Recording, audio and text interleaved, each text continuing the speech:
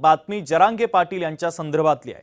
येत्या 29 ऑगस्ट पासून जरांगे पाटलांचं निर्णायकी आंदोलन आता सुरू होत आहे। मराठा आरक्षणासाठी जरांगे पाटील मैदानामध्ये उतरलेत तर 58 लाख कुणबी नोंदी सापडलेल्यांना प्रमाणपत्र देण्याची मागणी जरांगे पाटलांनी केली आहे। आता समोरासमोर सोक्षमोक्ष होणारच अशी भूमिका आता जरांगे पाटील यांनी घेतली आहे। हैदराबाद गॅझेटियरच्या नुसार सर्व प्रमाणपत्र दिली जावीत अशी मागणी आता जरांगेंनी केली आहे। सगळ्या पक्षांना आता मराठ्यांचा आदेश ऐकायला लागेल असं जरांगेंनी म्हटलेलं आहे। तर 29 ऑगस्ट पासून आंदोलनाची ठाम भूमिका मराठा आंदोलक मनोज जरांगे पाटील यांनी घेतली आहे।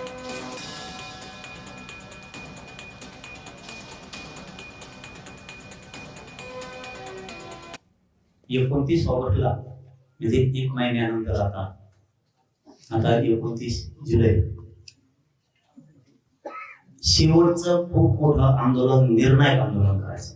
3 वर्ष हा संघर्ष चालू आहे। पुन्हा मराठ्यांचे प्रश्न मागे नाही राहिले पाहिजे। शेवटचं आंदोलन, निर्णायक आंदोलन करायचं, इतकं ताकदीनं करायचं, पुन्हा मराठ्यांचे प्रश्न मागे ठेवायचे नाही। घराघरातल्या प्रत्येक मराठीने आता वेळ द्यायचा। 29 ऑगस्ट एकाने आपण आपल्या घरी थांबायचं नाही।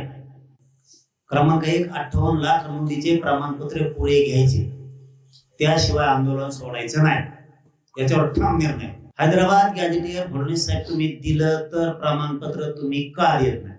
हैदराबाद गॅझेटियर नुसार सगळे प्रमाणपत्र मराठवाड्यातले घ्यायचे, त्याशिवाय आंदोलन थांबवायचं नाही। 29 ऑगस्ट पासून सुरू।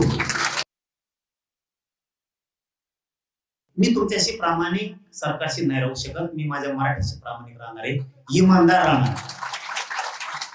मी आता ह्या महिन्याच्या आत एकही मागणी ठेवणार नाही मराठीची, नाही तर जे व्हायचं असेल ते होईल, त्याला माझा नाविलाज आहे।